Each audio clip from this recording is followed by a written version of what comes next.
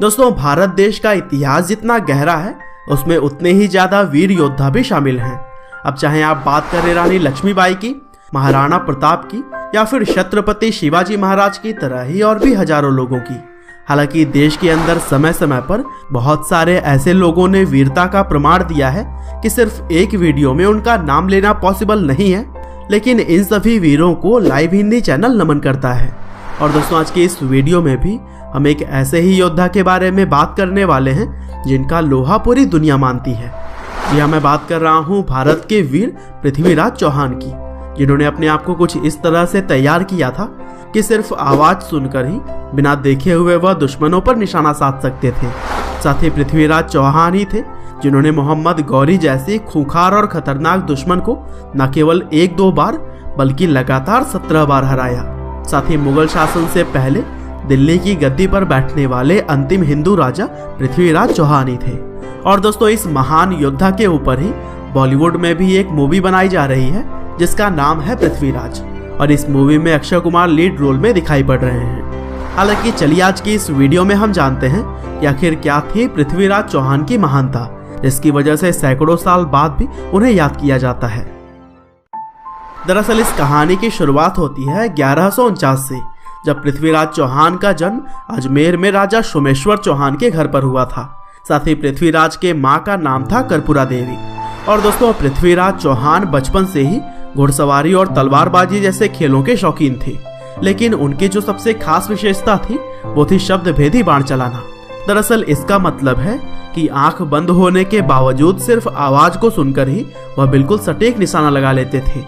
और इन सभी विशेषताओं का पता जब पृथ्वीराज के नाना और उस समय दिल्ली के राजा आनंदपाल को लगी, तब उन्होंने पृथ्वीराज चौहान को दिल्ली का राजा बनाने का निर्णय ले लिया। और फिर इसी कड़ी में ही सिर्फ 16 साल की उम्र में पृथ्वीराज चौहान ने दिल्ली की राजगद्दी संभाल ली। और फिर राजा बनने के बाद उन्होंने एक किले का निर्माण करवाया जिसका नाम था पिथौरागढ़। हालांकि पृथ्वीराज चौहान का बचपन चूंकि अजमेर में गुजरा था, इसीलिए दिल्ली का राजा बनने के बाद भी उनका मन अजमेर में ही अटका हुआ था। और फिर इसी वजह से आगे चलकर उन्होंने दोनों नगरों को राजधानी बना दिया। साथ ही पृथ्वीराज चौहान ने लगातार कई सारे विजय अभियान चलाकर अपने राज्य की सीमाओं को गुजरात और पूर्वी पंजाब तक बढ़ाकर और भी बड़ा कर लिया था। हालांकि इतनी ज्यादा तरक्की को देखते हुए काफी सारे राजाओं के मन में उनके लिए जलन की भावना भी पैदा होने लगी, और उन्हीं राजाओं में से एक थे जयचंद, जिनकी राजधानी थी कन्नौज। हालांकि एक तरफ जहां जयचंद पृथ्वीराज चौहान की प्रसिद्धि से जलते थे, वहीं उनकी लड़की संयोगिता पृथ्वीराज चौहान के साहस और वीरता से प्रभावित थी, और वह पृथ्वीराज को अपना दिल दे बैठी थी। हालांकि जब इस बात की खबर राजा जयचंद को मालूम हुई, तब वह गुस्से से आग बबूला हो गए, और फिर गुस्से में ही उन्होंने निर्णय लिया कि बेटी की शादी वह जल्द से जल्द कर देंगे। और इसी के साथ में उन्होंने पृथ्वीराज चौहान को अपमानित करने की भी प्लान बना ली।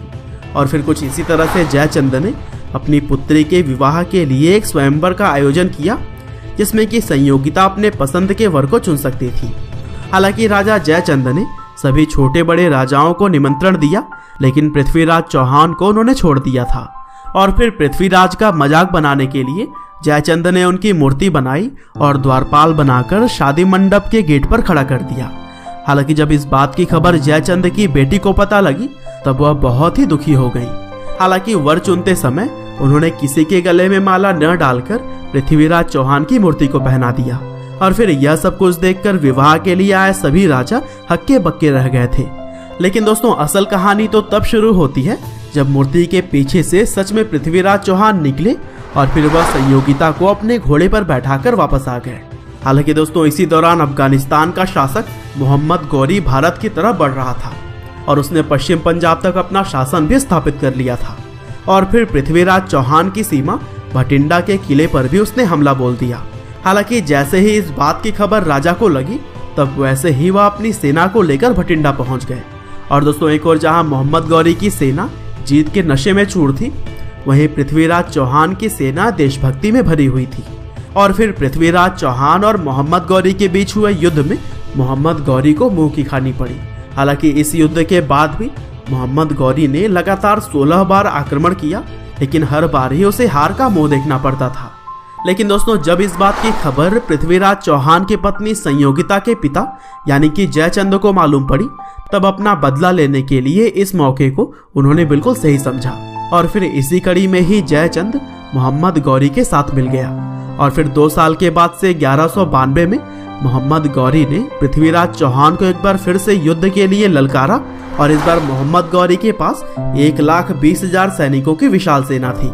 हालांकि इसके बावजूद भी पृथ्वीराज चौहान ने उसे पिछली हारों को याद दिलाते हुए वापस लौट जाने की बात कही और फिर मोहम्मद गौरी ने पृथ्वीराज चौहान को धोखा देने के लिए अपनी सेना भी थोड़ी सी पीछे ले ली और इसी वजह से पृथ्वीराज चौहान को यह लगा कि मोहम्मद गौरी उनकी बात को मान गया है। हालांकि मोहम्मद गौरी तो सही समय का इंतजार कर रहा था, क्योंकि एक दिन बिल्कुल सुबह जब पृथ्वीराज चौहान के सभी सैनिक पूजा पाठ में बिजी थे, तब मोहम्मद गौरी ने उन पर हमला कर दिया और फिर पृथ्वीराज चौहान को चारों तरफ से घेर कर उन्हें और उनके प्रिय मित्र चंदबरदाई को बंदी बना लिया गया।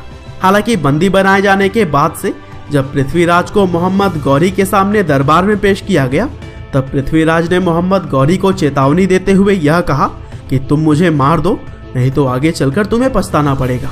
लेकिन दोस्तों लगातार 17 बार हारा हुआ मोहम्मद गौरी तो पृथ्वीराज चौहान को घुट घुट कर मरना देखना पसंद करता था और इसीलिए उसने पृथ्वीराज चौहान को अभी न मारने की बात कही। हालांकि दरबार में पृथ्वीराज चौहान सीना तान कर खड़े थे और यह देखकर मोहम्मद गौरी ने कहा कि तुम राजा के दरबार में खड़े हो, अपनी नजरों को नीचे रखो। हालांकि इसका जवाब भी पृथ्वीराज चौहान ने ऐसा दिया कि सभी के रोंगटे खड़े हो गए। उन्होंने कहा कि एक सच्चे राजपूत की नजरें केवल मौत ही झुका सकती हैं। और फिर इस बात को सुनकर मोहम्मद गौरी ने गुस्से में आकर पृथ्वीराज चौहान के आंखों को फोड़ने का आदेश दे दिया और फिर आखिरकार उन्हें अंधा करके जेल में डाल दिया गया। लेकिन दोस्तों पृथ्वीराज चौहान के प्रिय मित्र चंदबरदाई को उनका यह दर्द देखा नहीं गया और फिर उन्होंने मोहम्मद गौरी को सबक सिखाने का ठान लिया। और दोस्तों इसी कड़ी में ही चंदबरदाई ने मोहम्मद गौरी के दरबार में हाजिर होने की इच्छा जताई। दरअसल उन्होंने बताया कि पृथ्वीराज बिना देखे हुए ही लक्ष्य पर सटीक निशाना लगा सकते हैं और अगर भरोसा ना हो तो राजा के सामने वह अपने प्रिय मित्र से ऐसा करतब दिखाने को कहेंगे। और दोस्तों इस बात का पता लगने के बाद से मोहम्मद गौरी ने फिर से चंदबरदाई और पृथ्वीराज चौहान को अपने दरबार में बुलाया और इस बार पृथ्वीराज चौहान को तीर और धनुष देकर दरबार के ही किसी आदमी ने अपनी कला का प्रदर्शन करने के लिए कहा। लेकिन दोस्तों पृथ्वीराज चौहान ने यह उत्तर दिया कि मैं एक राजा हूँ और इसी वजह से मैं केवल सुल्तान यानी कि मोहम्मद गौरी के हुक्म का ही पालन करूंगा। और यह बात सुनकर मानो मोहम्मद गौरी खुशी से झूम उठा था और अपने मुंह से बोलते हुए पृथ्वीराज चौहान को उसने निशाना लगाने का आदेश दिया। और दोस्तों जैसा कि आप सभी को मैंने पहले ही बताया था कि पृथ्वीराज चौहान के अंदर ऐसी काबिलियत थी कि सिर्फ आवाज सुनकर ही वह सटीक निशाना लगा सकते थे।